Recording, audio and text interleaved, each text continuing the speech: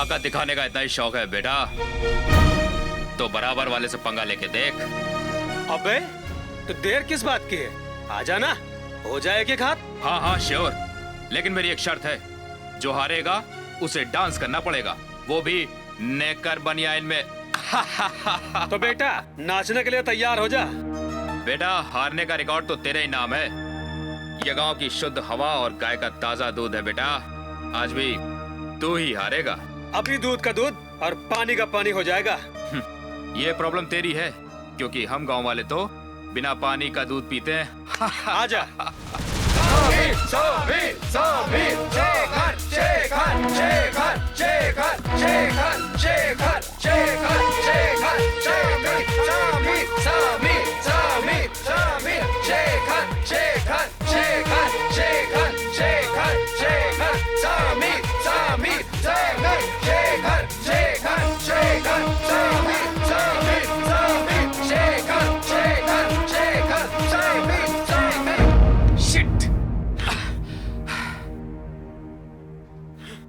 अरे यार तुम तो सीरियस हो गए।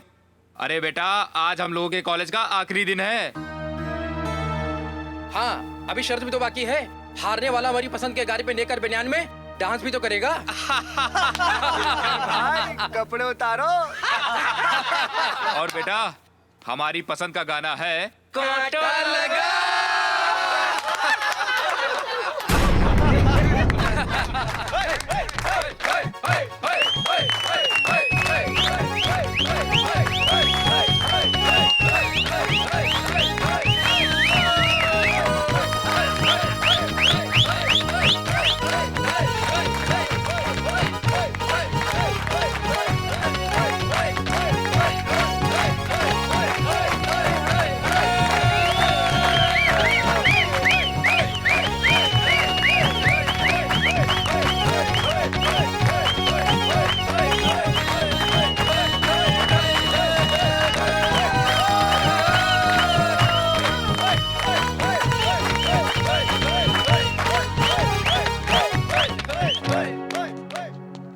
शेखर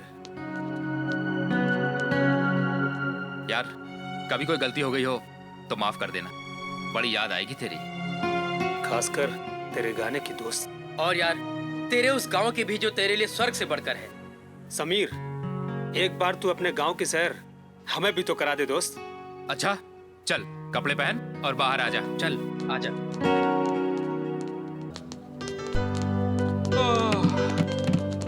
अब चलता हूँ यार, अभी बहुत सारी पैकिंग करनी है। समीर तू तो परसों सुबह जा रहा है ना? अरे यार परसों नहीं, कल शाम को ही बस पकड़नी है, और तू तो जानता है अगर कल शाम की बस छूट गई तो परसों सुबह से पहले नहीं मिलेगी। बेचारे को एक दिन और लटकना पड़ जाएगा। अरे यार भैया को गांव में जाके लड़की जो देखनी है, यहाँ तो तड़प तड़प के मरे जा रहे हैं। अच्छा अब चलें? हाँ चलो। हाँ हाँ चलो चलो चलो।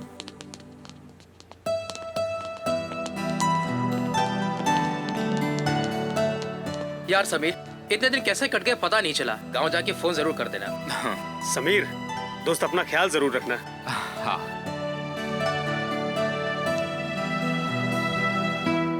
बाय।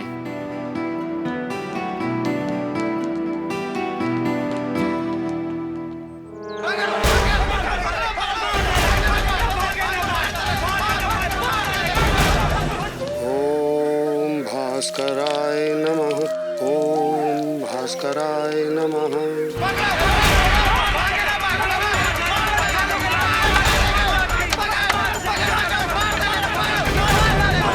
ओम सूर्याय नमः। ओम भास्कराय नमः।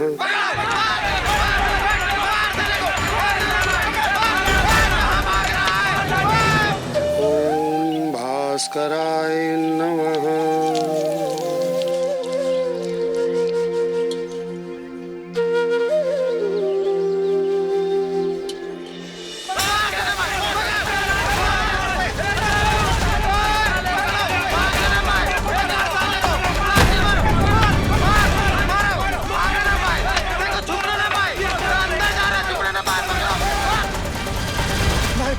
भाई बाप हमनी के बचाए लेवल जाई, हमनी के बचाए लेवल जाई भाई बाप। ठाकुर दादा ये बहुत बड़ा अपराध है बा, आज हम इका जियत ना छोड़ब। का अपराध कैले सही? ठाकुर दादा ये बहुत बड़ा अपराध कैले बानी। केसरा के बहन के साथे बलात्कार कैले भाई हरामी। ई के अपराध का एक सजा है, बस मौत। हाँ हाँ ठीक कहा था हुआ तू सब लोग। ये हरामी का एक ही सजा मिले चाहिए, आउ है मौत। हमरा से गलती हो गई, हमरा से गलती हो गई माई बाप, हमका माफी दे देवल जाए। छोड़ हमरा के।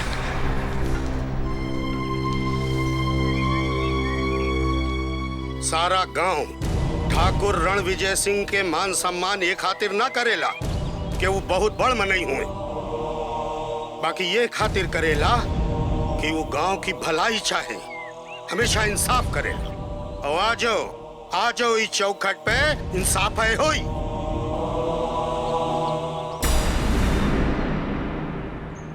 माई बाप बस एक बार माफ कह देवल जाए, एक बार।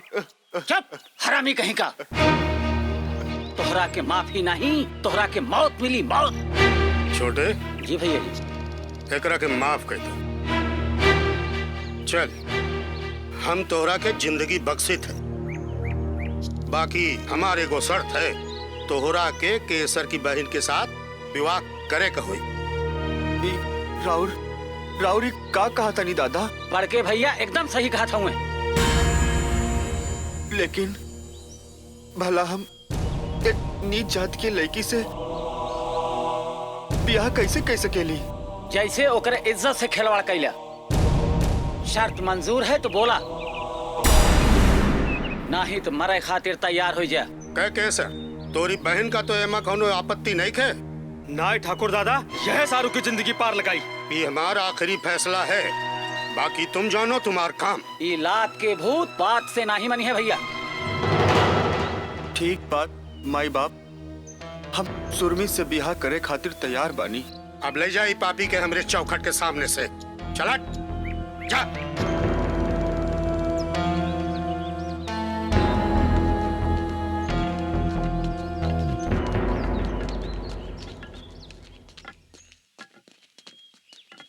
चल छोटे चल।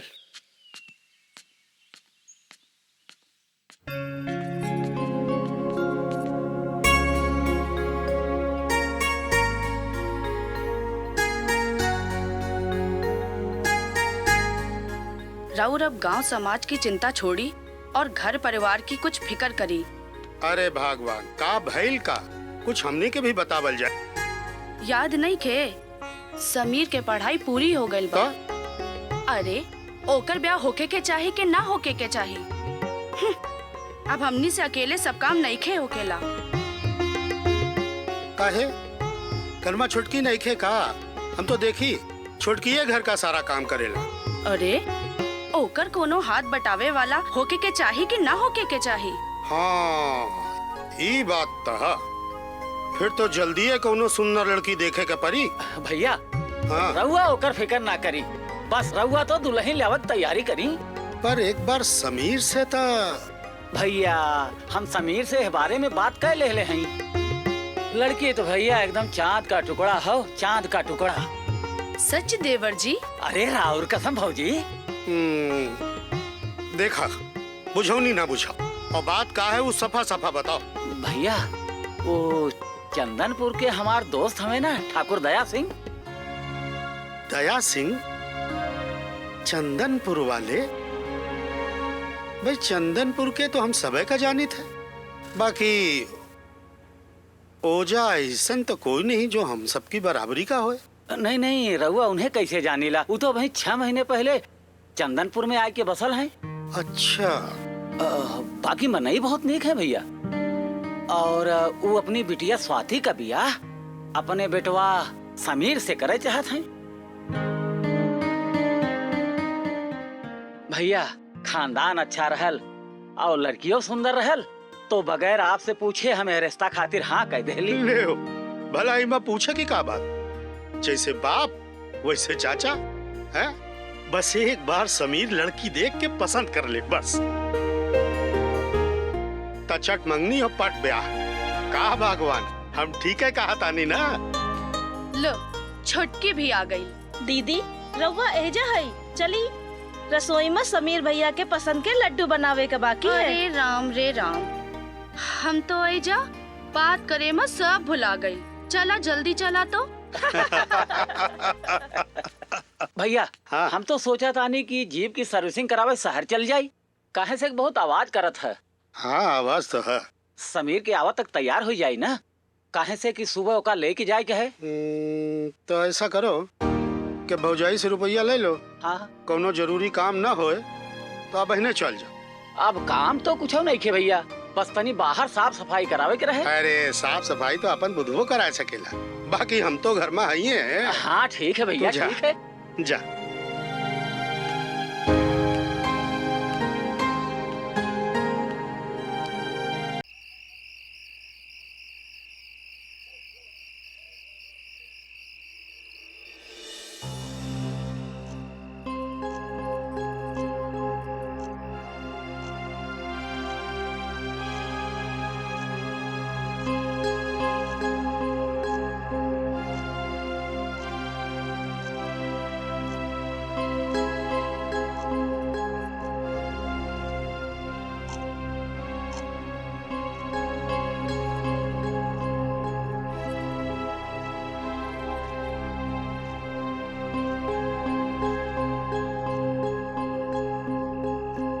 छुटकी बैठा बैठा। देवर जी ना आइले का? आवत हुई है जीजी, कोनो जरूरी काम में फंस गए हुई है। चिंता न करी, रउआ जाई आराम करी। इतना रात भर बाहर रहा देवर जी के ठीक नहीं के छोटी, तोरा का टोके के चाहिए। दिन भर मरद कहूँ भी रहे, मुला रात में ओकरा के अपन मेहरारू के पास होके के चाहिए।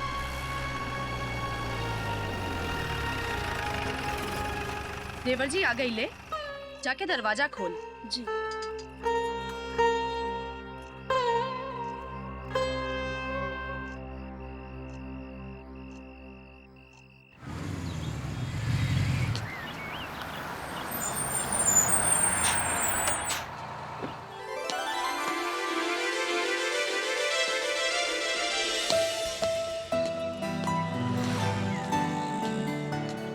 समीर भैया, समीर भैया। अरे लोटन,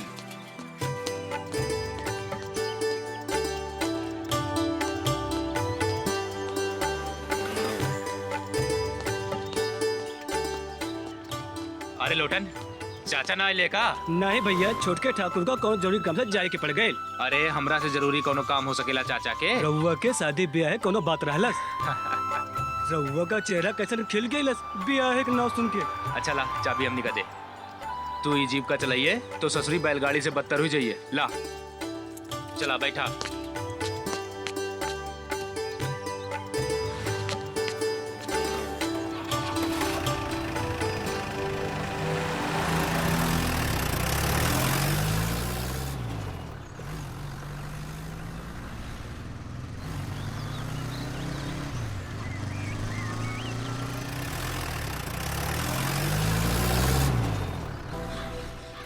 अरे अरे अरे बड़ी धीरे चलावा, ये शहर ना हो, गाँव हो क्या? अरे बाप रे बाप, हे भगवान, आज तो तोरे आसरा हो गए। अरे राम राम समीर भैया। राम राम रमई काका, ठीक तो हाँ? रउआ लोगन कृपा है। अरे लोटन, अरे सुना तो, कहाँ जात बाड़ा? ना भैया ना, रउआ जाए, हम पैदल चल जाब। अरे सुना तो। अरे ना भैया, अब हम मरना चाहिए।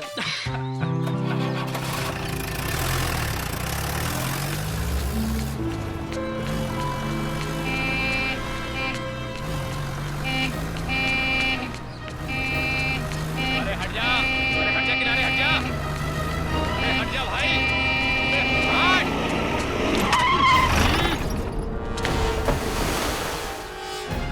बचाओ हमें, बचाओ, हमें बचाओ, बचाओ,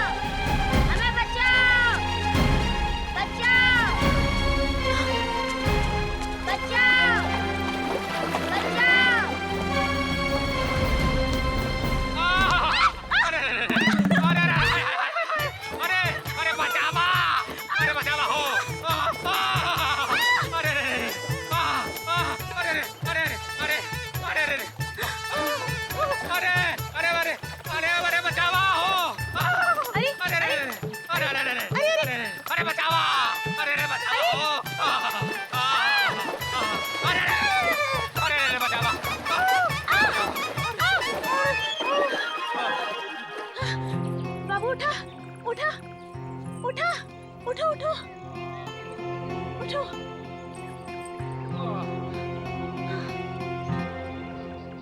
जब रउआ को तैरे नहीं खे आवत तो काहे कूद गईला? जी रवा कूद गईली तो हमाऊ कूद गईली। पनिया वाले से हो गए लाखे चार। अबे तेरी तो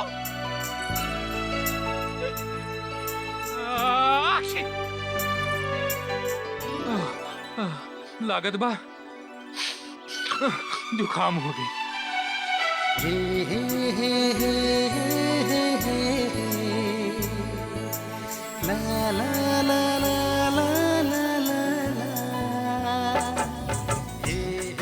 तोहरा से सुंदर भी कुछ हो सकेला।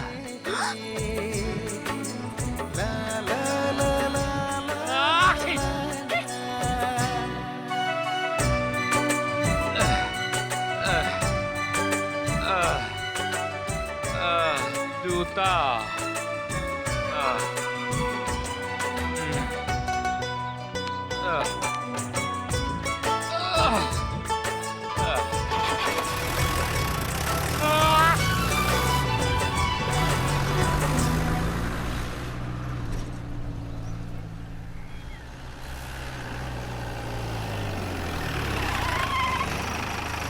ला भैया आ गईल हमार शेर।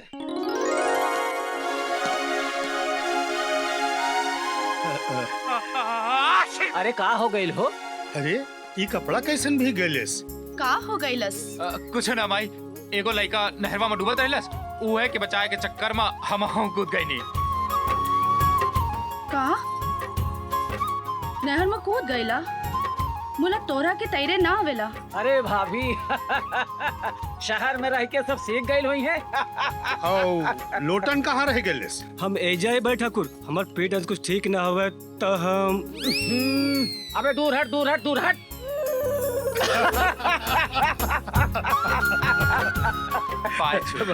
खुश रह, ऐसे नहीं मुस्कुरात रहा और खानदान का नाम रोशन करा।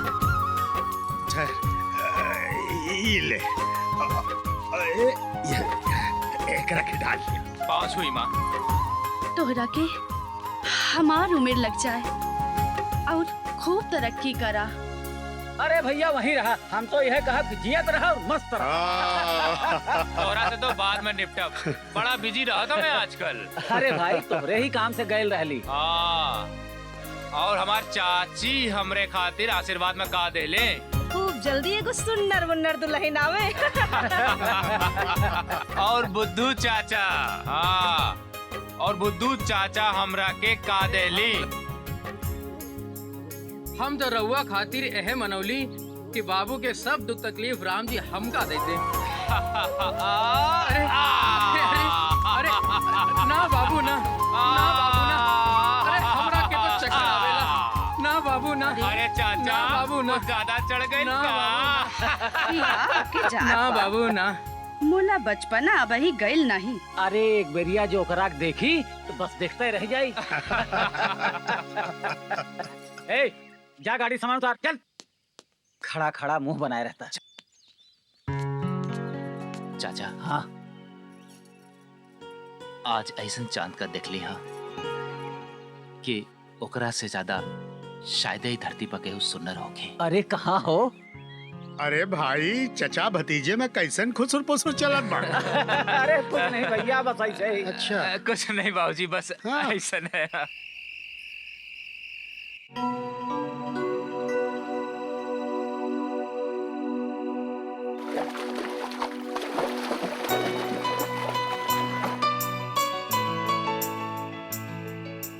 जब रउआ को तैरे नहीं खे आवत तो काहे कूद गईला? जी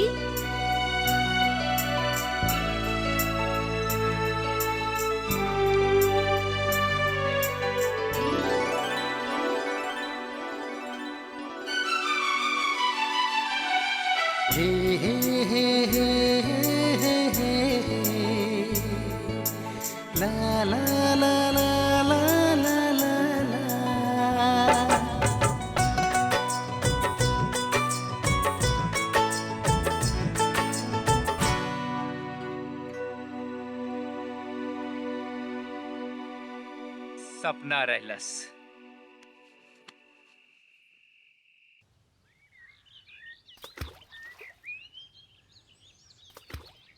समीर, ई देखा राजा बाबू ऐजा बैठल बड़े।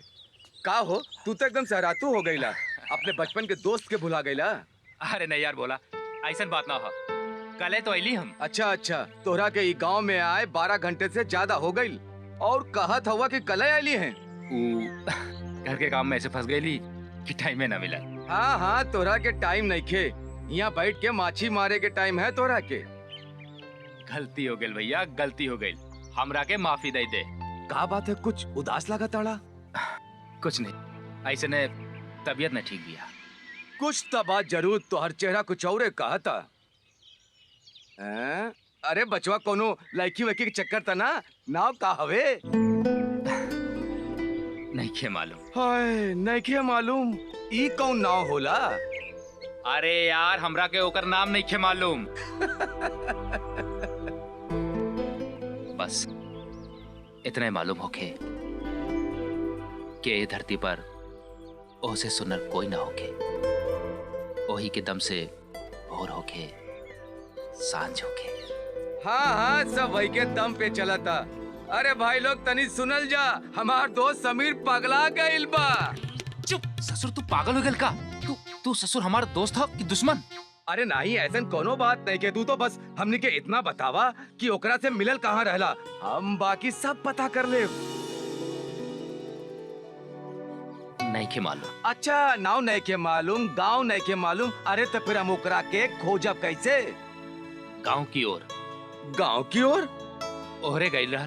अरे ओहरे तो हमरो वाली रहा था, कहीं इक्के पे तो नंबर ना भिड़ा दे ले हवा। का बात करता हुआ? हाँ बिल्कुल सही बात कहा तानी। भोला, उ बहुत उदास रहल। का उदास रहल? अरे फिर तो उ राधा हैया, हमरे गौरी के सहेली। राधा का ओकरा के जानेला? हाँ, जानीला। चला चली, हमका अभी गौरी से मिले कहा। अरे तनी धीरज रखा, जिन्ने चाचा के बेटवा कल बारात गइल रहा और वहीं पाई हा, और जा गौरी से मुलाकात हो सकेला।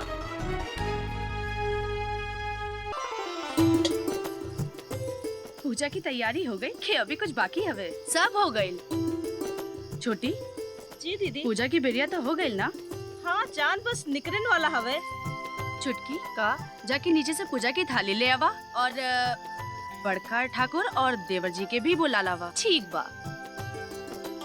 सवेरे से समीर कहाँ चल गई ले? उसका कुछ अता पता नहीं खे। हो सकेला उन्हों के कहू का पानी पियावे का होई। ठीक कहा था छोटी, आजकल के लड़कन के कोनो भरोसा नहीं खे।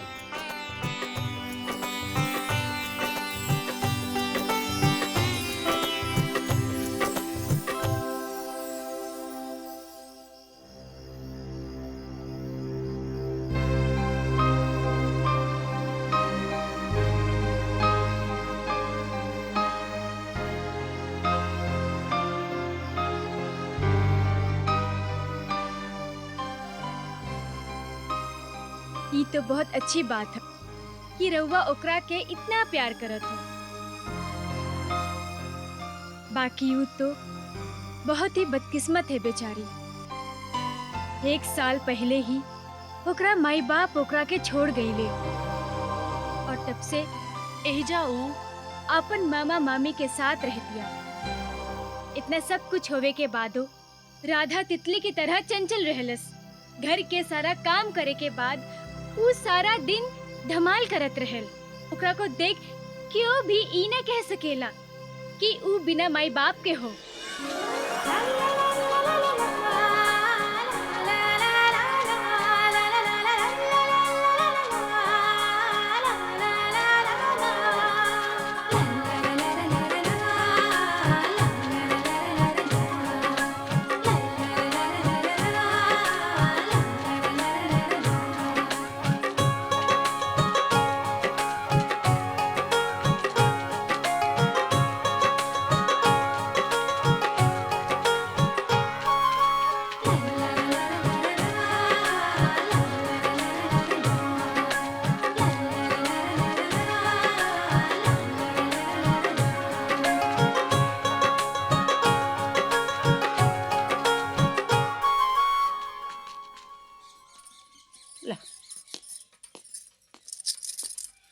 खा ला जा। वो दही के अलमारी में ताला लगाई दिया, नहीं तो आधा दूध है गायब हो जाई। जब से कल मुही घर में आई है तब से दूध तक के चोरी होए लागला।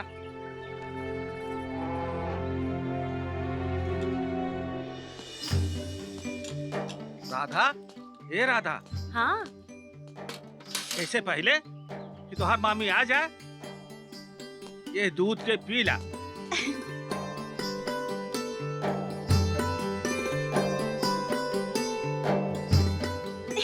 अरे दूध पियते तो तोहरा के मोच आ गई का? ला ई देखा।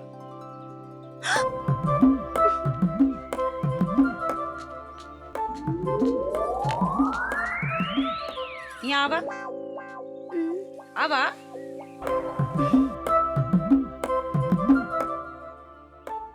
अपन मुंह तो खोला तनी से। तोरा के अबहिन मरे के रहा छोड़े कहीं के। अरे दूध कम ना भइलत, पानी मिला के रख देले हैं। वैसे भी शांति आजकल शुद्ध दूध पियला से पेट में अपच हो जाला।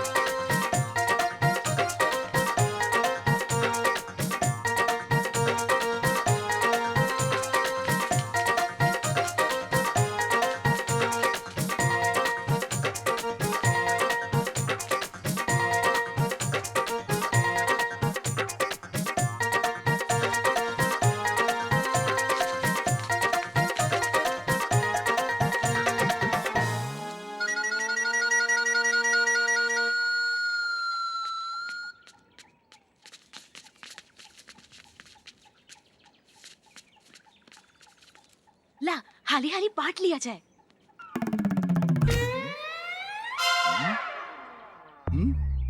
लो पूजा तोहार, ला शिवाली तोहार, ला चंदू तोहार। ए दीदी, तू तो हम सबसे ढेर ले हो। अरे चंदू महाराज, मेहनत तभी तोहरे सबसे ढेर कइले बानी। अच्छा तू एक और ले ला। तू याद रखबा कि कौनो रईस से पाला पड़ल रहा।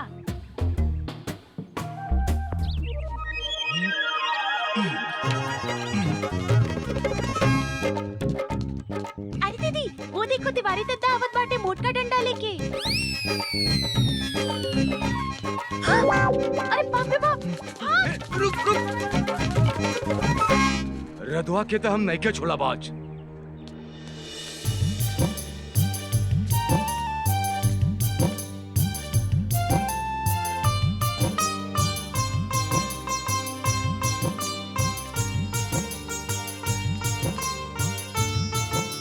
आ गईलू महारानी, कहाँ रहीलू दिन भर? कत्तो नहीं मामी, बस आंवला तोड़े गए रेले। आंवला कहाँ से तोड़ लू एके? और कहाँ से? तिवारी चाचा के बाग से। बस तो एके चटनी बना दा और दाल चावल के साथ खाए में मजा आ जाए। हाँ, हमरा के बस ये काम रह गल बा। तू चले गांव के आम आंवला तोड़ के लावे और हम चली कबो चटनी पीसी कबो दाली में डाली और केहू ओराहन लेके आवे तो ओहू का सुनी। तू मामा भांजी हमरा के पागल समझ लू है का? आवे ते आज बुढ़ौना का बहुत कपड़ी चढ़ा ले ले बा तोरा के। आज ओहो का बताई बो तोहरा के। अरे अब फिर से कहाँ चललू? एक जरूरी काम याद आ गेल मामी, बस आवतानी।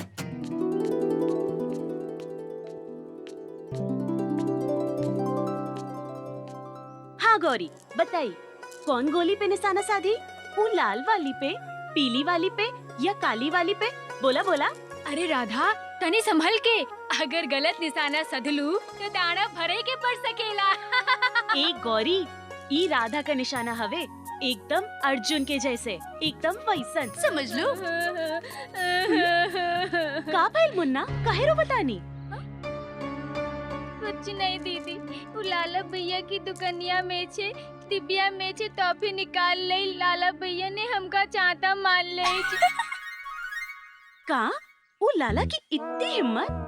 वो भूल गवा कि तू राधा के गैंग के हवे। चलो वानर सेना, आज वो लाला का देख लिया जाए। चलो वानर सेना, चलो।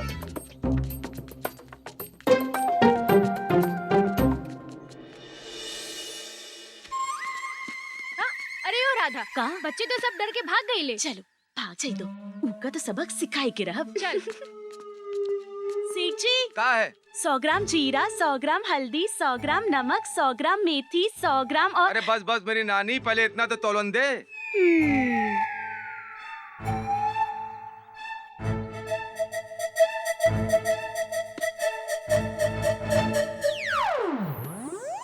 सेठ जी, हाँ का है? तोहरा धोती में मेघा। कहाँ मेघा? कहाँ?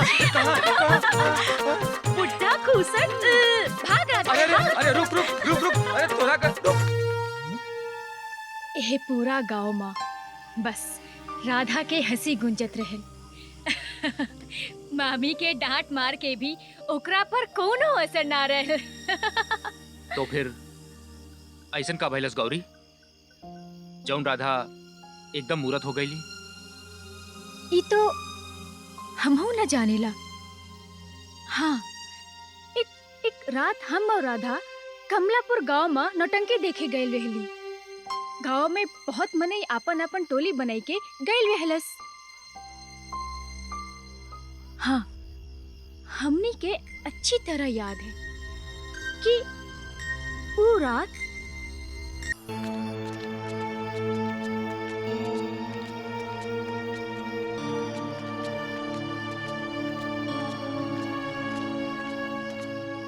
ज्यादा हो गई रहलस। हम लोगन बहुत तेजी से घर ओरी आवत रहली। हमार घर पहले पड़त ह तो हम आपन घर के मुड़ गईली।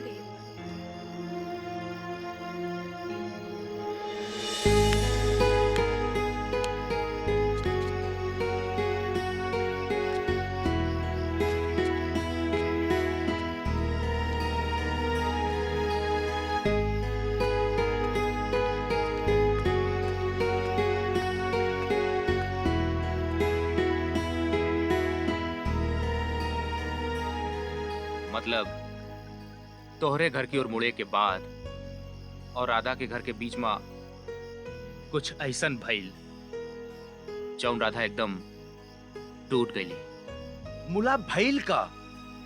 पर ई बात तो सिर्फ राधा बता सकीला। तू कभो राधा से बारे में कुछ ना पूछलू? हम तो ओकरा से पूछ के थक गई नी। मुला ऊ आज तक हमनी के एह बारे में कुछ न बतौलस। हम तो बस अब इतना ही चाहेला कि भगवान भोलेनाथ ओकरा जिंदगी में एक बारे फिर से खुशी के दिए जराई दे।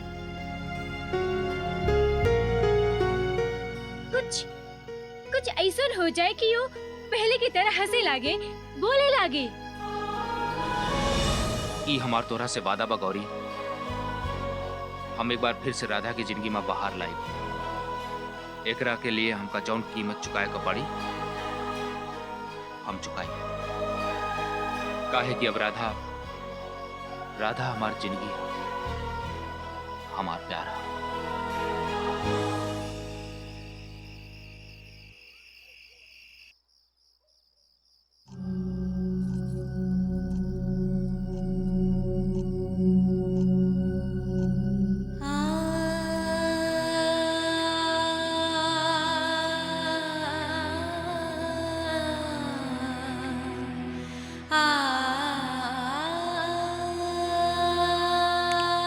देवर जी ना आइले का? आज तो ओकरा के ऐस ना करे के चाही। आवत हुई है जीजी, कोनो जरूरी काम में फंस गए होके? अपन औरत के ए तरह से घर छोड़ के घर से बाहर रहा, कौन सा ऐसा जरूरी काम कर रहल बिया? सब समझा तानी, ये सब तोहार सिधाई के परिणाम है। कब तक तू देवर जी की गलतियन पर पर्दा डालत रहबू। अब हम चुप ना रह पाई। ठाकुर जी से ना ना दीदी, ऐसन कबो न करिया। बड़के भैया का बेवजह दुख पहुंची। हम समझा लेबे उनके। रउआ तनिको चिंता न करी। जाई जाई सोई, ऊ औते होई है। तू उपवास तोड़ लू। एक ऊ ह जेकरा के तोरा खातिर तनिको फिकर ना है। एक तू ह ओकरा खातिर अपन देह जरावतिया देह।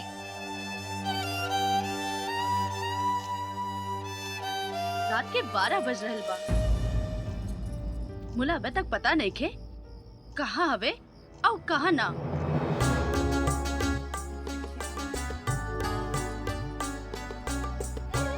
हाय जान।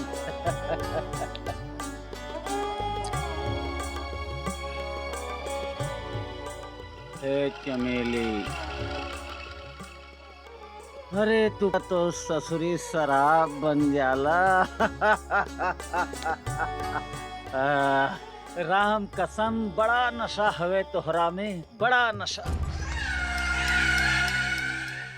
ए चमेली के अलावा तोहका और कुछ बुझाला कि ना? आवा आवा ठाकुर आवा। इला हे बस तोहरे ही तो इंतजार रहला। अरे कम से कम आज की रात तो तोका फौजी के लगे रहे के चाहत रहल। केहिका नाम ले लहला मर्दे। सारा मूड खराब हो गई। चमेली, अपने हाथ से एक पैग बनाओ। एह पतुरिया के चक्कर छोड़ा और हमरे काम में लग जा।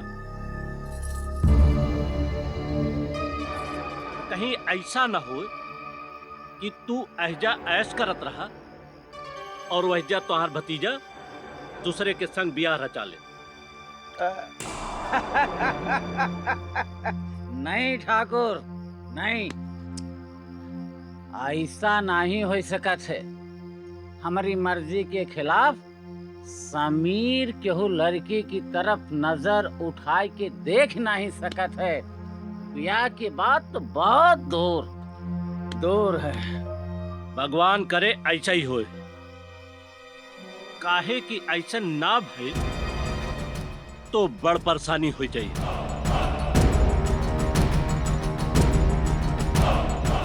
तो अच्छी तरह से जानेला कि हमारा नाम है दया सिंह। दया सिंह उर्फ बिस्तर। पाप भी जिकरा के आगे दया की भीख मांगेला।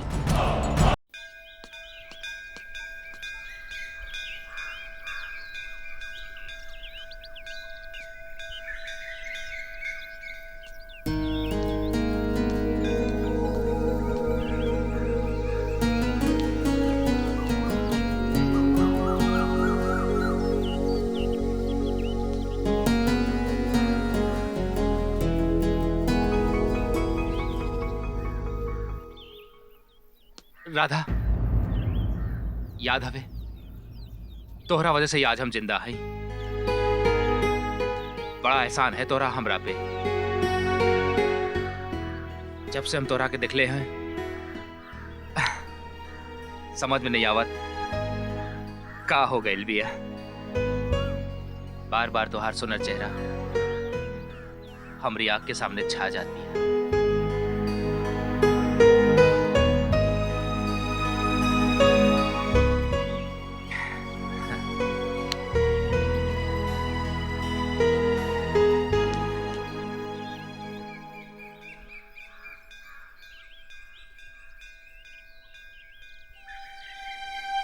कुछ समझ में नहीं खे आवत। अब तो हमरा के ओकरे बिना कुछ नीक न लागेला। बोला ऊ है कि हमार बातें न सुनेली।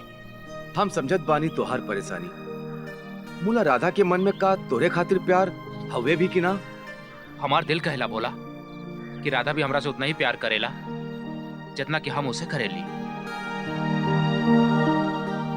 बाकी बाकी कोनो मजबूरी हवे जौन राधा हमरा से कुछ ना कह सकी।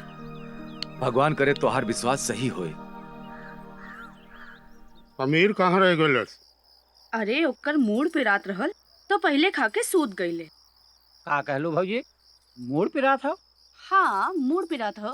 अरे मूड तो पिरेबे करी, सारा दिन न जने कहाँ कहाँ घूमा करत है। भैया हम तो कहत मानी वही के पैर में बेड़ी बहुत जरूरी हो गई बा। एकदम ठीक कहा थे देवर जी। अब ओकर ब्याह करे में देर ना होके के चाहे। अरे भाई तो हम कहाँ मना कर ले के होके। छोटे तू तुमरे दोस्त वाले रिश्ता का भइल भैया? भैलस का भैया, तू तो रउआ का इंतजार करत बानी। रउआ आज हाँ करें, वो आज आ जाए। समीर से कुछ बात भइल, तू का कहलस?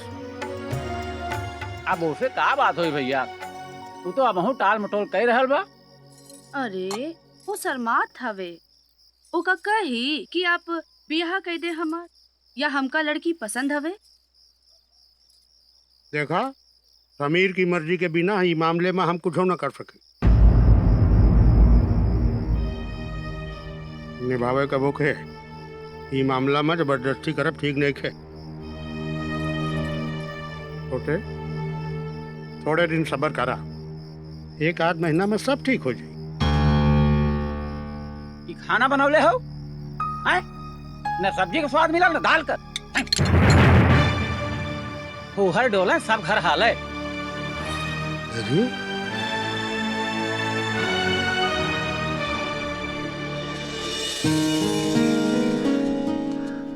राधा, राधा हमार बात सुना। राधा एक बार हमार बात सुन ले राधा। राधा तोहरे मन में का है हम ना बुझली। बोला हमरे मन में तो बस तोहरे सूरत बस गईल बा, और ऐसन बस गईल कि हम अपन सूरत तक भूल गईली। राधा हमरा के तोहरा से प्यार हो गईल बा। राधा, राधा सुना तो। राधा, राधा सुना तो। राधा, राधा हमारी बात तो सुना। राधा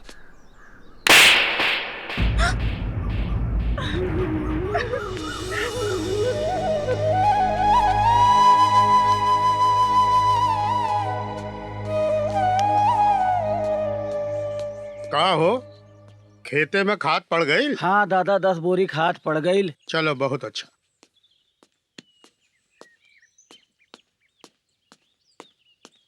समीर जरा एजे आवा बेटा। का बात है बाबूजी? बैठा। अभी बतावा बेटा कि आगे का करे की सोच ले। हा बाबूजी ऐजा गांव में ही रह के कुछ करब, जैसे आपन संगे संगे गांव के 10-12 और लड़कन के रोजगार देबे। अरे वाह, ये तो बड़ी अच्छी बात सोच ले। हा का है कि गांव में पढ़े लिखे समझदार मनई की बहुत ही जरूरत है।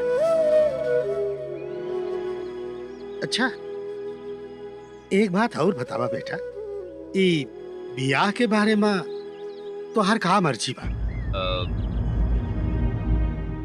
बाबूजी बुरा मत मानी, हम अभी एक के बारे में कुछ निर्णय ना ले सकीला। हमनी के थोड़ा टाइम दिया जाए। हाँ हाँ कोनो बात नहीं, जैसन तुम्हार मर्जी। तो बाबूजी अब हम जाएं? हाँ हाँ हाँ जा बेटा जा।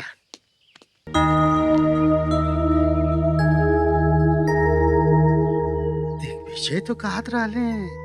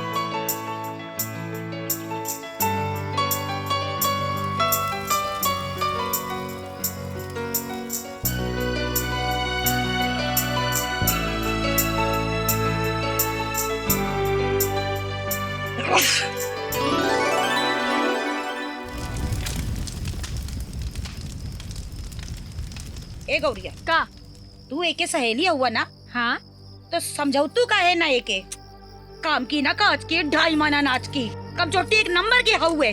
मामी हम समझाई देवे, तुम परेशान ना हो। अपना दिन से देखा था का समझावत हूँ। अरे सुनत नहीं के का कल मुही और तोहार दुपट्टा जलत हुए। का हो गइल बा राधा तोहरा के? हाँ तोहरा दुपट्टा में आग पकड़ लेलस और तोहरो को कोनो खबर नहीं खे? अरे मरे के रहा तो नहरी में जाके मारी एजा मर के हम सबके जेल भिजवावे के अच्छा जातन कइलू तू अपना तो बच गईली। हे राम हमार इतना महंगा दुपट्टा फूट डालिस कल मुही। ओए राम मेरे जैया का करी।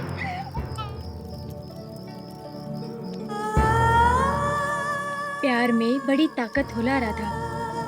सच्चा प्यार बड़े से बड़ा घाव के भी एक पल में भर देला। और समीर तोरा से बहुत प्यार करेला। ऊ तोरा के बहुत खुश राखी और तू भी तो ओकरा के बहुत चाहिलो ना? हाँ ऐसन प्यार करे वाला बड़ा भाग्य से मिलेला राधा। देर न कर और आपन एगो नई जिंदगी की शुरुआत करा। हाँ राधा हाँ।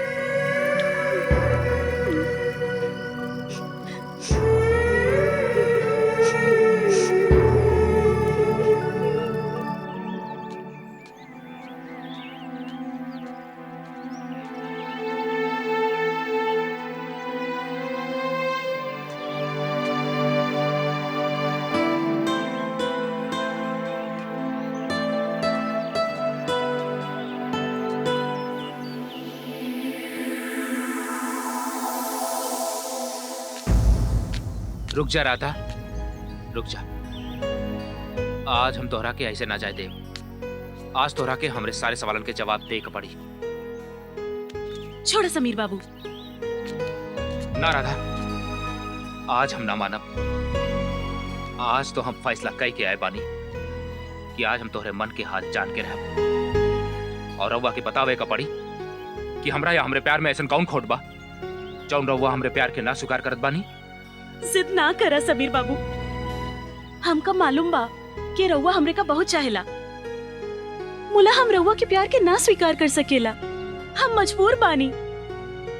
उहे तो हम जाना चाहता नहीं, ऐसा कौन मजबूरी बा जौन रउआ हमरे प्यार के ना स्वीकार कर सकीली। एगो है मजबूरी, हम ना बता सकेला।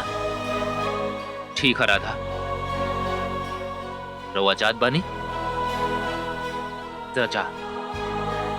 बोला आज हम एक फैसला कई के आए बानी। हम तोहरे मन के हाल जान के रहब या कुएं में कूद के अपन जान दे दी। नहीं समीर, ऐसा ना करी। हम रउआ को उतना ही प्यार करीला जितना रउआ हमरे का करेला। बोला हम मजबूर बानी। हम का करी? हम रउआ के प्यार के लायक ना बानी। चुप हो जा राधा, चुप हो जा। सच्चा प्यार कौनो मजबूरी का न मानेला। हम कुछ तो जानत बानी कि वो रात तोरे संग कुछ तो गलत भइल। गौरी बतावत रहलस।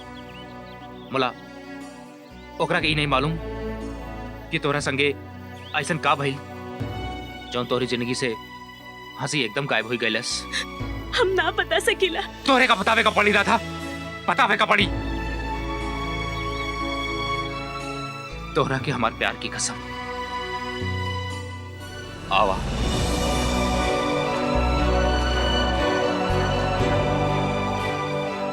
बतावा राधा, बतावा। ऊ रात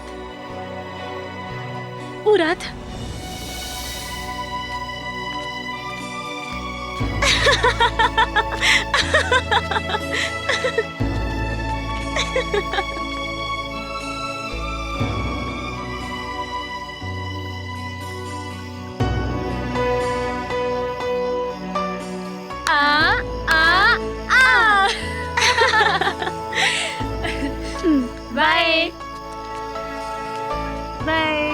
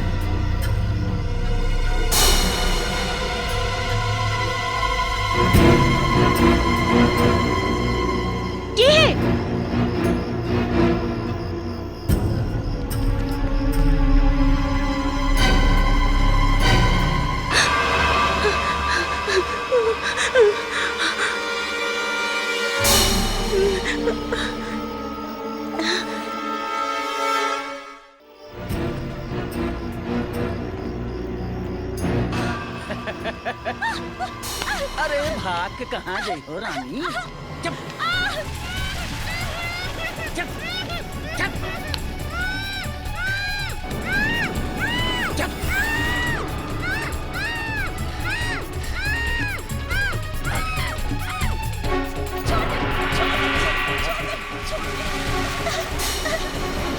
छोड़ कमीने, छोड़ छोड़ कमीने, बचाओ।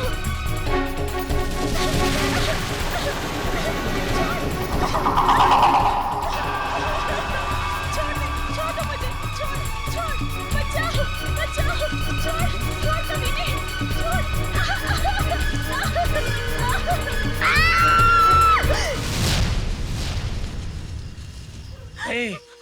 अगर केहू के सामने जबान खोललू तो पूरे गांव के सामने जिंदा जलाए दे, समझो?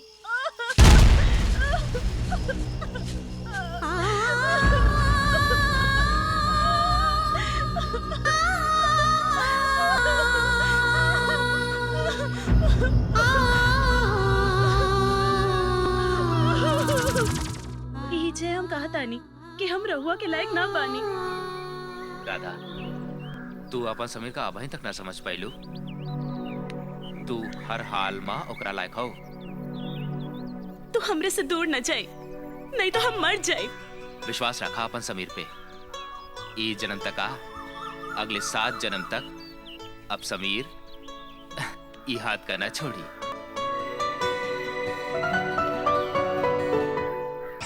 अरे भैया तेरी धीरे चलावा।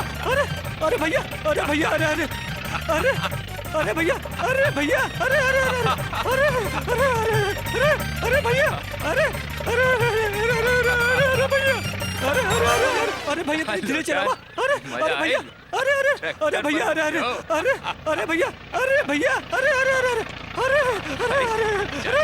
भैया, अरे भैया समीर रुका हो, रुका। अरे हे भैया समीर, उतरा उतरा दा हमनी ट्रैक्टर। अरे इतना पढ़ल लिखल होई के ट्रैक्टर चलाई बा तो मनई का कहीं है? पढ़े लिखे के बाद मनई का अपन काम थोड़े भूल जाए चाहिए चाचा। ये तो है। अरे समीर का एक बार बताओ, का सोचला? कौन बारे में? अरे स्वाति के ब्याह के बारे में। चाचा, हाँ हम रउआ से एगो लड़की के बारे में बतौले रहली ना। हाँ हाँ, हम उ लड़की के बारे में सब पता कैली हैं। नहर के ऊपर सोनपुर गांव में रहा था वो। राधा नाम है ओकर। लेकिन हम तो स्वाति से ब्याह के लिए ठाकुर दया सिंह के वचन दे देले बानी। चाचा, तोहरा से अधिक हमरा के जानीला। हम अपन दिल से मजबूर हैं चाचा। समीर तोहरा के नइखे मालूम, बड़का भैया तोहार प्यार कबूल नहीं कह सकत। बाबूजी हमरी कौनो बात का ना ठुकरा सकीला। और फिर हमार चाचा कौने दिन काम आई है। अरे भाई हमने के कहाँ ले जात हवा? एक बहुत जरूरी काम है। अत बतावा ना। बतावे का ना, हाँ दिखावे का। अच्छा हाँ चला। अरे रुका रुका रुका। अरे लोटन, तू ट्रैक्टर लेके जाओ, खेत जोता चला। हाँ चली।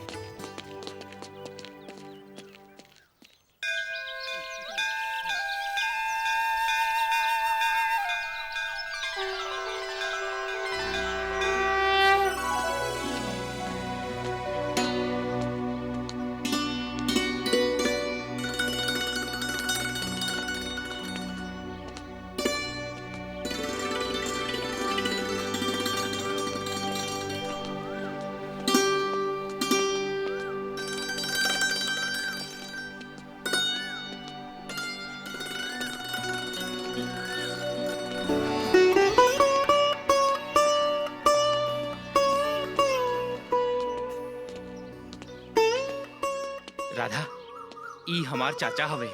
ई तोरा के पास कही दे ले, समझा तू पास।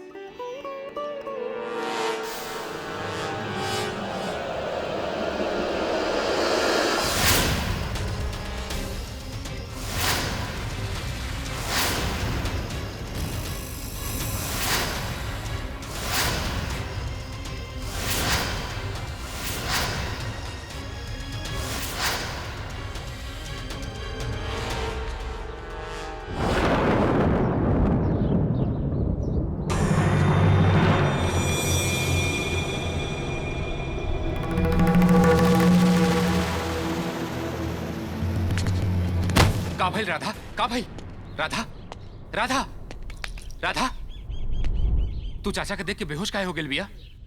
बोला राधा, बोला। ऊ इहे राक्षस हो जौन तोहार राधा संगे बलात्कार कैलिस। ई तू कहत बिया राधा, तोहरे पहचाने में कोनो गलती हो गेल बिया।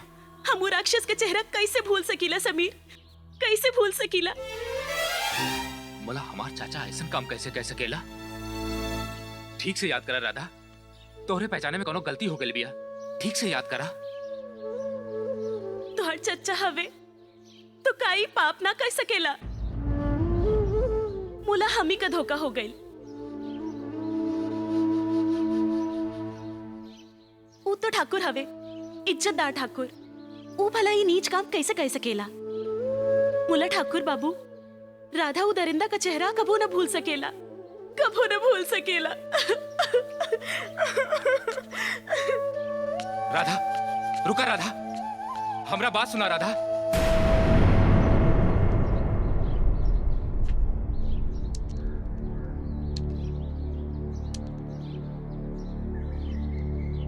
दोस्त का कुछ बुझात नहीं खेबा। एक और हमार प्यार होखे त दूसर और पिता समान प्यार दे वाला चाचा। तोरा के भरोसा केकरे पे बा? प्यार पे कि चाचा पे? दोनों पे। मुला दोनों तो सच ना हो सकेला ना। हमार बात माना, तना राधा के ना चाचा के। तू सच के साथ चला। सच का है दोस्त? एक बार ए बारे में अपने चाचा से बात करके देखा, सच खुद ब खुद सामने आ जाई। भुला गईला भोले बाबा के मंदिर में राधा के संगे का वादा कैले रहला? चला।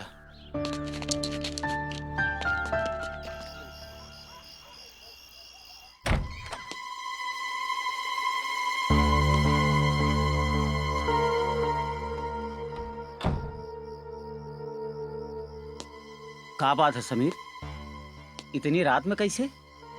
ऐसा ने रउआ से जरूरी बात करे कहा। तो खड़ा काहे हो? बैठा बैठा। तोहरा से एगो बात पूछा चाहता नहीं। अरे एगो काहे, दूगो पूछा। बैठा बैठा। ऐसे ना चाचा, ऐसे ना। हमरा सर पर हाथ रखकर बोला, तू जो कहिबा सच कहिबा। अरे हम अपने बेटवा समीर के सर पे हाथ रख के कसम खात बानी कि जो कुछ कहा सच कहा। कमलापुर गांव में चमेली के नाच देखे तू कब गईला रहा? तारीख तो ठीक से याद नहीं खे, मुला साल भर हो गई हुई।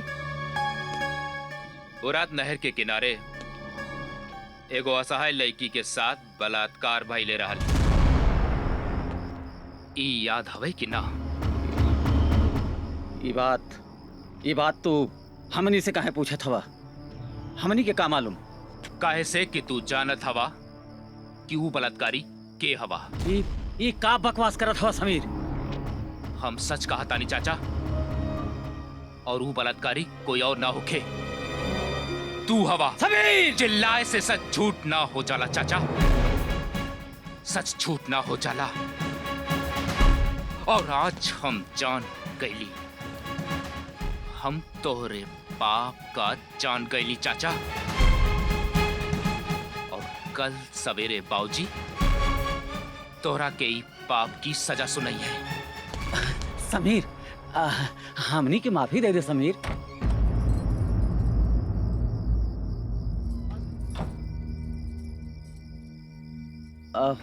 दरअसल उ रात हमनी से ई पाप जानबूझ के ना भइल रहल। उ हम शराब के नशे में हमनी के माफ कर दे समीर, हमरा के माफ कर दे। अरे तू कहा तो हम उ लड़कियों से माफी मांग सकीला। मुला बढ़ के भैया से कुछ मत कहिया, कुछ मत कहिया। हम सपने में अभी न सोच सकीला चाचा कि हमार भाई, हमार दोस्त, हमार बाप नियन चाचा इतना बड़ा पाप कर सकेला। वाह रे ठाकुर साहब वाह, तू तो हमारी सोच से भी अधिक नीच निकला। सरिता, सरिता, हम तोहरा से भी माफी मांगत बानी। तोहरे साथ बहुत जुल्म कहले बानी, हमरा के माफ कर दे। बड़के भैया से कुछ न बोलिया, कुछ न बोलिया। माफी? माफी शब्द का मतलब वो जाने ला ठाकुर साहब? मुला तू का जाने, तो हार जैसे लोग ही इस शब्द का महत्व खत्म कर डाले। इस शब्दों कबो न कबो सोचे कि तुहार जैसे लोगन की वजह से ओका अस्तित्व खत्म होएगा। अरे हमार बस चले तो लोगन के दिमाग से और सारी किताबों से इस शब्द का मिटा दे। जेकरे आड़ मत तुहार जैसे लोग अपने गुनाह का छिपा न सकेला। सरिता, सरिता, हमनी के माफ कर दे। हम तोहरे सर की कसम खात बानी, जिंदगी में दोबारा ऐसन गलती हमनी से नइखे होई। हमनी से माफी मांगे से कुछ न हो सकी। अरे माफी मांगे के तो जा, उसे माफी मांग जी की इज्जत के तू तार तार कर डाला। हम ओकरा से भी माफी मांग सकीला। तुम लोग हमनी के माफ कर दे। हम कसम खात बानी कि जिंदगी में ऐसन पाप हमनी से दोबारा नइखे होई, नइखे होई। ठीक है चाचा, अगर राधा तोहरा के माफ कर दे तो हम सब भी तोहरा के माफ कर दे।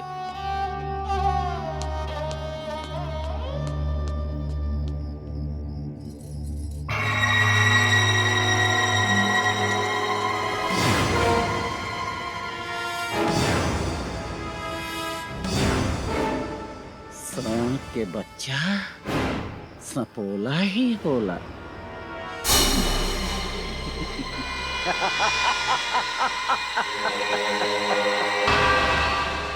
मुला तोहरा के नइखे मालूम समीर कि हम न्योला होई, न्योला।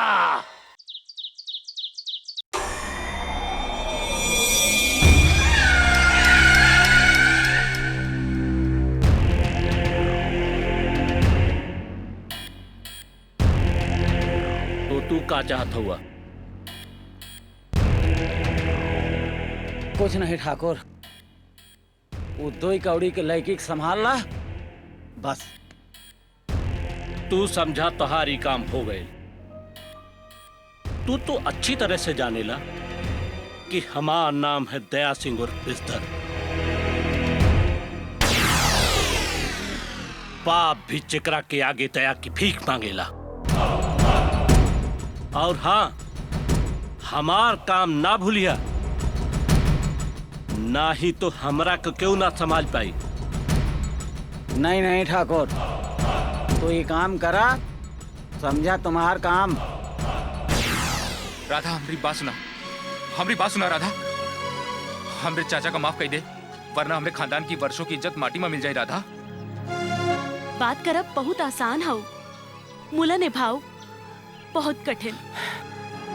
राधा इस सपने में भी ना चाहिला कि उखरा वजह से तुहार परिवार की खुशी में कमी आ जाए।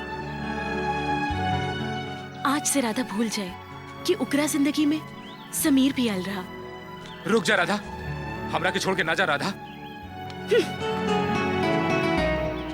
हम तोहरे बिना ना जी सकब राधा, हम तोहरे बिना ना जी सकब।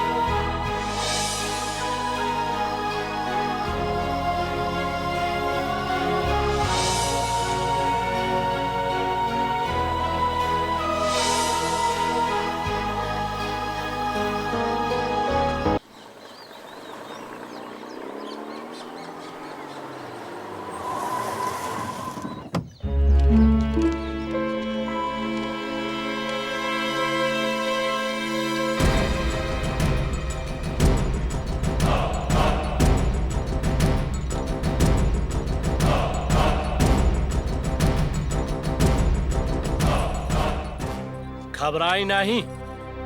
हम बताओ थे कि हम के है। दया सिंह नाम है हमार। दया सिंह उर्फ बिस्तर। पाप भी जिकरा के आगे दया की भीख मांगेला। तोहरे घरे लक्ष्मी की बरसात करे आए बानी। इला और ला और चाहिए? हाँ। इला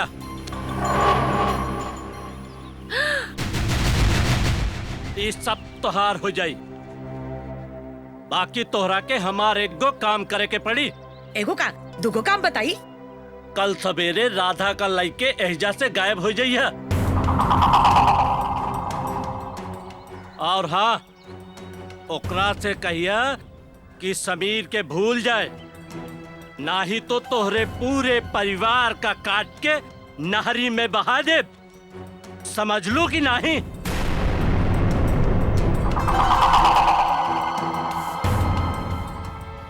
इतना बड़ काम खातिर इतना रुपया कम ना होवे ठाकुर साहब। स्मार्ट मामी। इला और ला। और हाँ, कल सवेरे के सूरज निकले के पहले राधा का एहजा से लेके गायब हो जा। सवेरे का है? हम आज रात में ही सबका लेके ई गांव से दूर हो जाए ठाकुर साहब। और हाँ, याद रखिए, हमारा नाम है दया सिंह। दया सिंह और बिस्तर। पाप भी चक्रा के आगे दया की भीख मांगेला।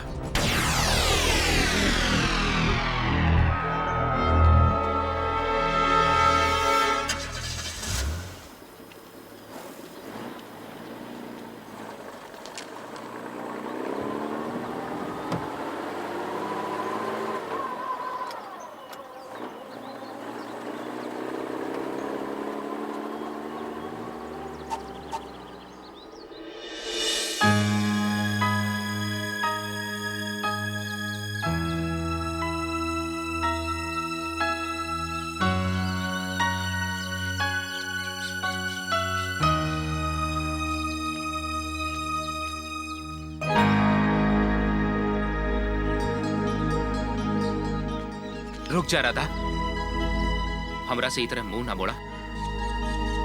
हम तोहरे बिना जी ना पाओ। और फिर गलती तो हमार चाचा कैले हवा। उनकर गलती की सजा हमरा की काहे राधा? अगर तू कहा तो चाचा तोरा पैर पकड़कर तोरा से माफी मांगे का तैयार हवे। उनकरा के माफ कह दे राधा, माफ कह दे। ई हमार तोहार जिंदगी के सवाल बिया। वाह समीर बाबू, वाह। तोहार चाचा इतना बड़ा पाप कइलन, हमार पूरा जिंदगी बर्बाद कई दिन, और तू कहा था कि हम ओकरा का माफ कई दे। हाँ, केहू सच कहेला कि एक औरत के दर्द एक औरत समझ सकेला, कोनो मर्द नहीं। फिर ओकरा बाप हो, भाई हो, या ओकरा के चाहे वाला। हमरा के गलत मत समझा राधा। तोहरे और तोहरे इज्जत से बढ़कर हमरे लिए कुछ और ना हवे।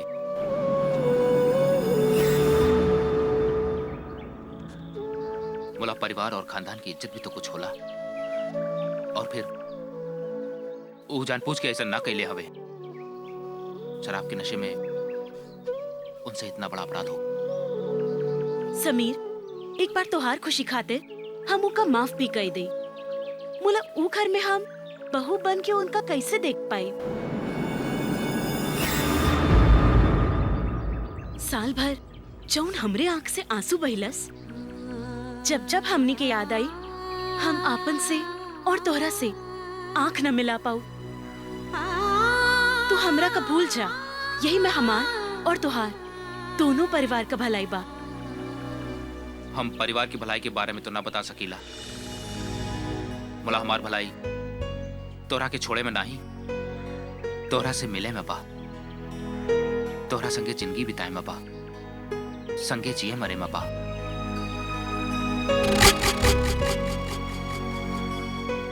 हम सारी दुनिया का भूल सकेली राधा, बोला तोहरा के नहीं।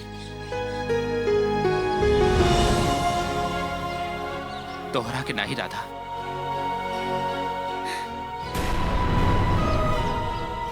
अरे मामा जी, अच्छा भइल रहुआ एजे मिल गई।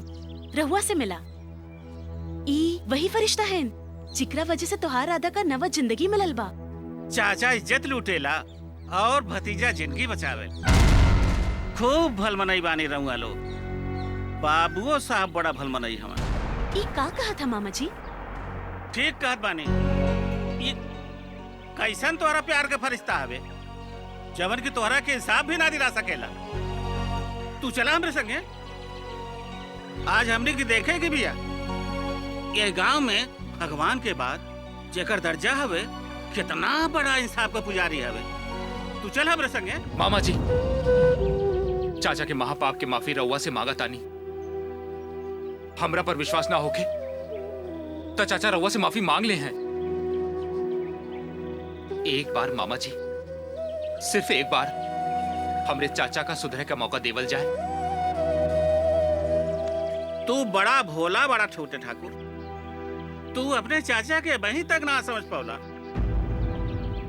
दो मुहा साफ होके जितना इधर से उतना उधर से होके। राधा, राधा, काबिल गौरी।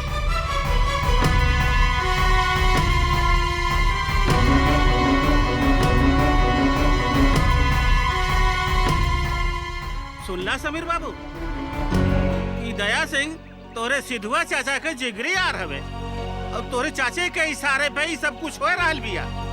यही से हम कहत बानी कि चला ठाकुर दादा के पास, आज उन्हों के साथ देख लिहल जाई। चला।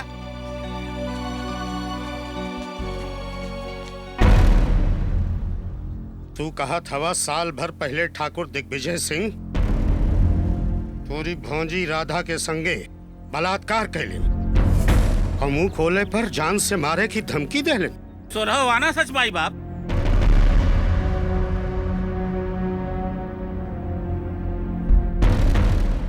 तोरे संगे बलात्कार करे वाला दिग्विजय ही रहल। दिग्विजय का तू पहचान सकेलू? वो आदमी को तो हम मरत दम तक ना भूल सकीला। माई बाप याद रखी, आज तक ये चौखट पे इंसाफ है भइल बिया। अब वही कुछ दिन पहले सुरेश का सजा रहूंगे दे ले रानी। आज जो इस चौखट पे इंसाफ है होला राम प्रसाद, भरोसा राखी। छोटे छोटे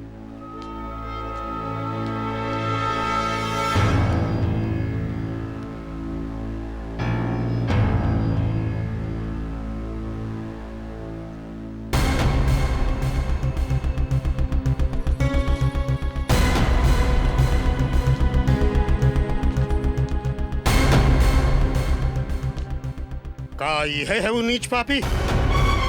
हाँ ठाकुर दादा, ये है। हमसे गलती हो गई भैया, हमसे गलती हो गई। गलती नहीं, महापाप हो। दूरी महापाप के चलते सारे गांव के सामने हमारे चेहरा पे कालिक पोत दी।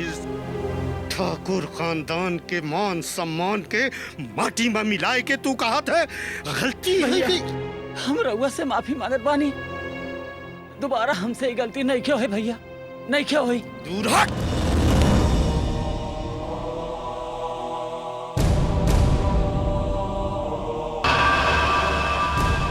तू और उस नीच मरई हमार भाई नहीं हो सकले। तोरे जैसे पापी के लिए हमरे इंसाफ माँ एक सजा बा, है मौत। ना बाबूजी, आखिर गलती समझ के माफ कर देनी भाई साहब। हम लोगों से अपन सुहाग की भीख मांगता नहीं। सुभद्रा, ये पापी से कह दे कि हमारी नजर से, ये हवेली से, हमारी जिंदगी से हमेशा के लिए दूर चला जाए।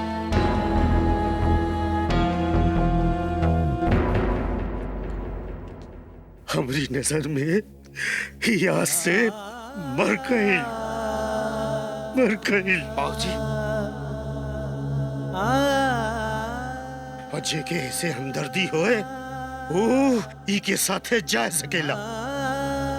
एक बात और, राधा के लिए ई हवेली के दरवाजा हमेशा के लिए खुले रहिए।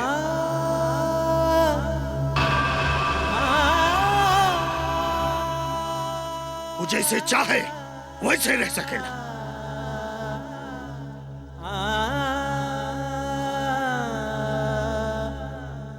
और हमरे इंसाफ से ओका संतोष न बाबा होए तो पुलिस में रपट भी लिखवा सकत है।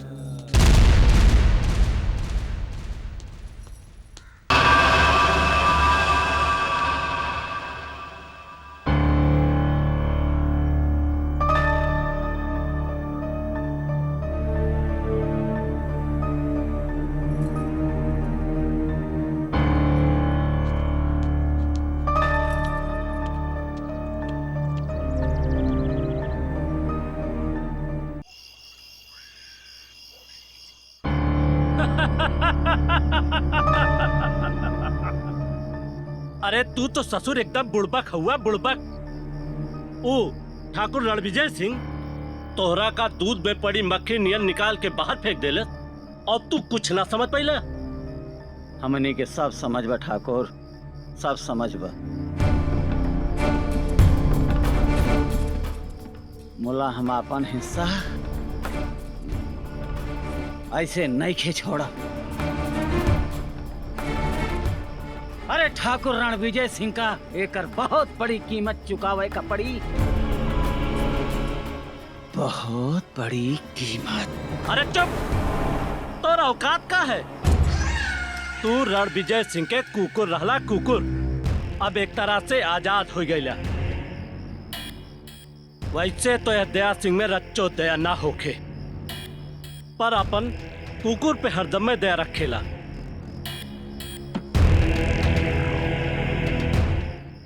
हम जैसे कहा जाई वैसे करत जा। फिर देखा रणविजय सिंह तोहरे पैर में कैसे गिड़गिड़ात है। और रही बात उस साली छिनार राधा की, तो अब ओका भगवानों भी ना बचा सकेला।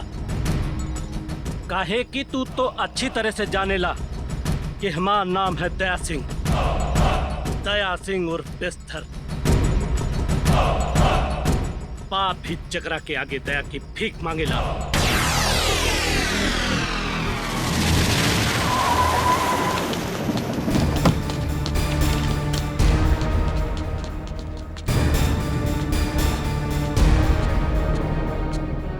अरे हमरा की कहाँ ले जाता हुआ? अरे दादा छोड़। अरे कहाँ ले जाता हुआ? ले जाता हुआ? अरे छोड़ दे बाबा हमरा। अरे कहाँ ले जाता हुआ? छोड़ हमरा के। अरे कहाँ ले जाता हुआ दादा? अरे दादा अरे कहाँ ले जाता हुआ? अरे कहाँ ले जाता हुआ भैया? अरे बचावा, अरे बचावा क्यों हमरा के? राधा नहीं खेलेली का? कहाँ ले जाता हुआ? डाली बुढ़े के अंदर। अरे कहाँ ले जाता भैया? अरे कहाँ बचा भैया?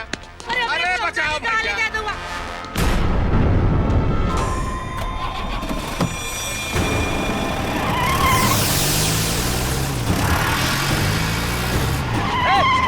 पकड़ के मार। नहीं, छोड़ो मुझे। बड़ी गर्मी हो गई ना, आज तुमका पता चली कि बलात्कार का होला। चलो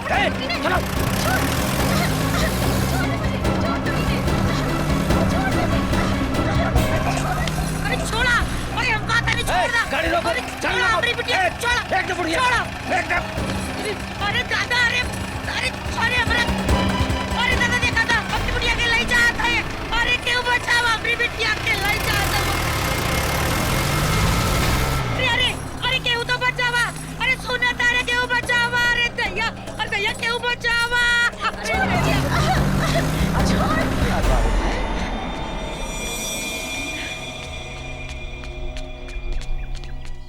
लौटन भैया का भइल गौरी?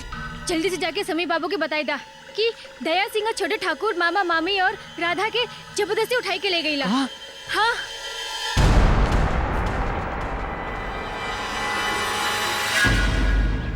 बाबूजी, ये जौन कुछ भइल उ ठीक ना भइल। चाचा जी के बिना हमनी के घर में कुछो नीक ना लागेला। तो तू का समझत बड़ा बेटा? ओकरा के घर से निकाल के हम बड़ा खुश है। अरे ओके हम तोरा से कम न जाने ला। बाकी अब वो है हमें अपन दुश्मन माने बैठा है तो हम का करें? हम माने ली कि देवर जी बहुत बड़ गलती करे हवे। मुला डर है हम लोगन के व्यवहार से वो और ना बिगड़ जाए। तो इस डर के मारे हम अपने बाप रणबीर प्रताप सिंह की चौखट पर इंसाफ के लिए आवे वालन के साथ ना इंसाफी ना कर सकेला।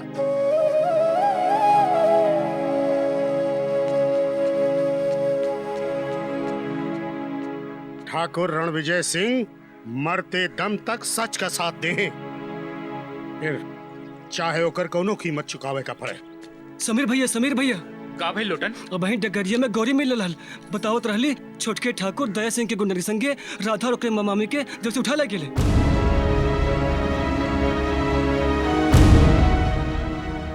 चला भोला चला।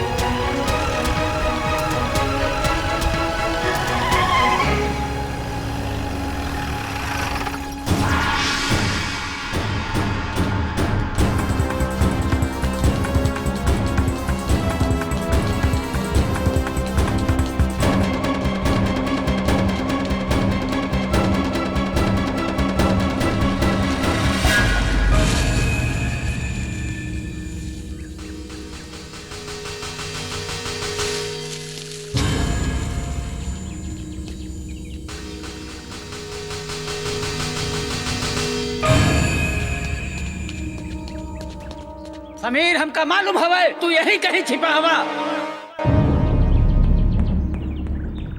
लेकिन तोहरा के नइखे मालूम कि आज तोहार मौत तोहरा के यहिजा खींच लाइल बा। वाह चाचा वाह, आज हम जान पैली कि बचपन में हमारे एक आवाज पर हमरा खातिर आसमान का तारा तोड़ लाए वाला हमार चाचा असल माँ हमार खून के पियासा हवे। समीर! जो कोई जहाँ भी हो वहीं खड़ा हो जा, नहीं तो गोली से उड़ा दे बहका, उड़ा दे।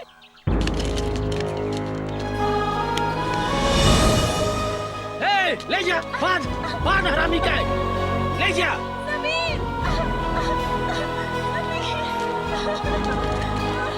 बांध।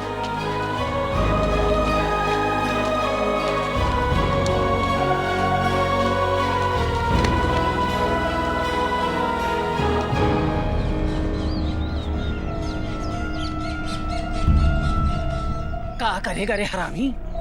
अरे तोर बाप तो हमार सब कुछ पहले ले अब तय खा लेबे। तोहरे बाप की वजह से हमार बाप ठाकुर रणबीर सिंह हमका जिंदगी भर निकम्मा समझ ले और हमारे हिस्से की जमीन जायदाद भी तोहरे बाप के नाम कह दे और हमका एक एक रुपया खातिर तसौले। हमें सुधारक ढोंग तो देखा, हमार बिया उ जाहिल गंवार से बगैर हमारी मर्जी के कराए देले। ला छोटे तोहर जिंदगी और नरक बन जाए। अरे अपने बेटवा के मुंह से कुछ निकले से पहले सब कुछ लावेला। बोला हमसे हमका कभो अपनी छाती से लगाए के ना पूछ लेन कि छोटे तू का चाहत हवा। अरे हम कुकुर की नाई तोहरे बाप महतारी के आगे तुम हिलावत रहली कि हमरा ऊपर तरस खाए के कुछ जमीन जायदाद हमरा के नाम कह दई हैं, लेकिन नहीं ये दुई कौड़ी की लौंडिया की वजह से सब खराब हो गई, सब बर्बाद हो गई। एक रात एकरे साथ मौज मस्ती का कैले ले कि बुढ़वा हमारे ऊपर बंदूक तान दे ले। इंसाफ करे बड़ा भूत सवार रहल ना।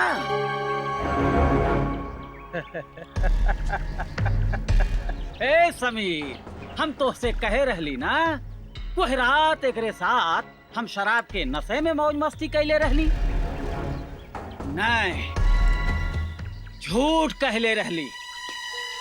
वह रात कम मजा आयल रहल। आज वहू रात की कसर पूरी हो जाई, वहू तोहरे आंख के सामने। चाचा, हम कहा था नहीं राधा के छोड़ दे चाचा। चाचा, छोड़ दे राधा के, छोड़ दे चाचा, छोड़ दे चाचा, कहा था नहीं छोड़ दे चाचा। छोड़ दो मुझे, छोड़ तो हाथ सारी गर्मी शांत कर दे रानी। पहले हम, फिर ठाकुर दया सिंह, और उसके बाद ये सब लौंडे लोग। बचाओ, छोड़ दे कमीने। कौन है जगरा के अपने मौत के परवाह नहीं है? तोहार बाप नाम हवे ठाकुर दया सिंह और पिस्तर। पाप भी जगरा के आगे दया की भीख मांगेला। दया सिंह का कर हुआ तू? है का होई? लज्जा बांध दे उस सारे के। का होई गइल है तो का? दया सिंह ठीक ना करत हुआ तू। ये ठीक ना करत हुआ।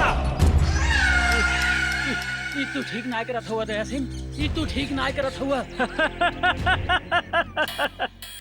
चौक गया छोटे ठाकुर। अब अहीं का ठाकुर रणविजय सिंह के आवेद तो नहु के होश उड़ जाई।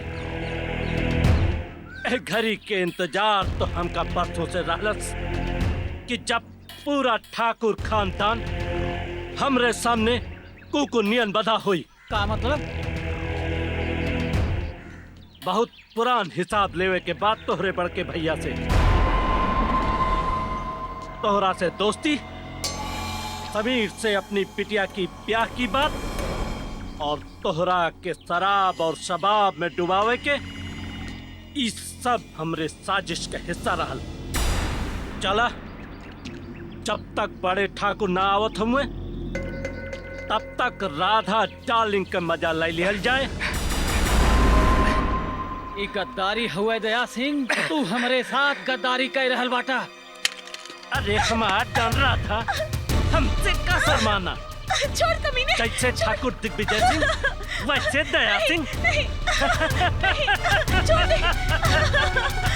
छोड़ दे करे का हरामी। ए छोटकी,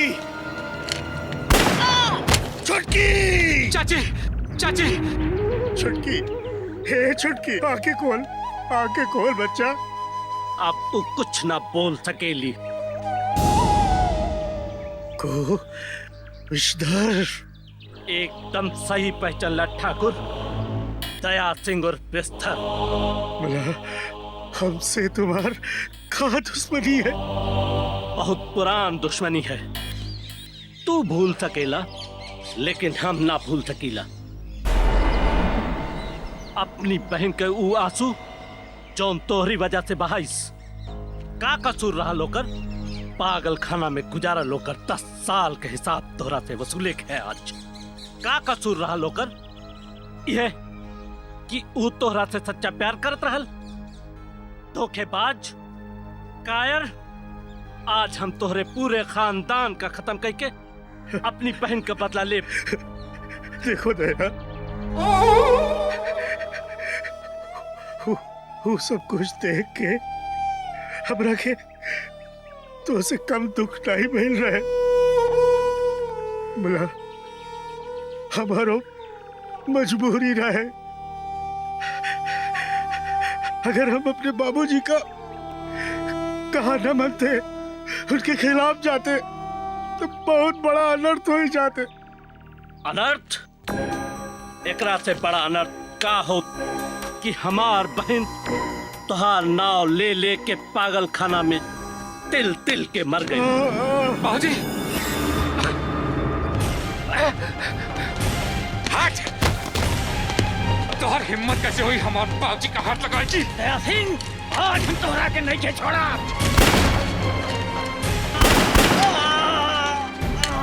चाचा,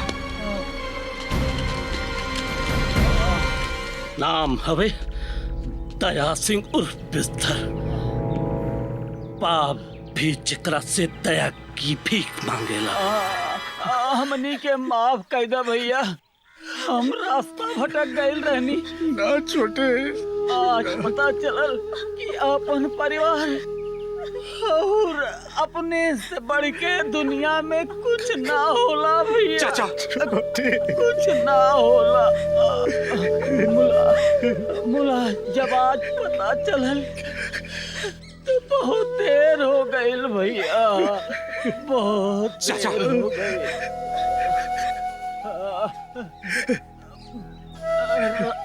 राधा,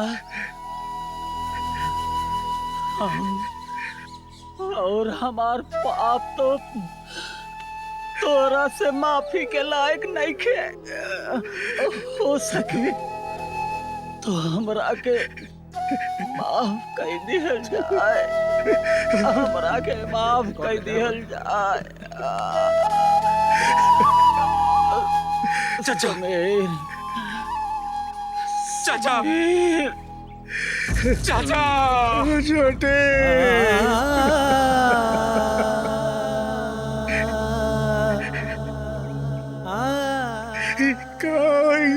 बच्चा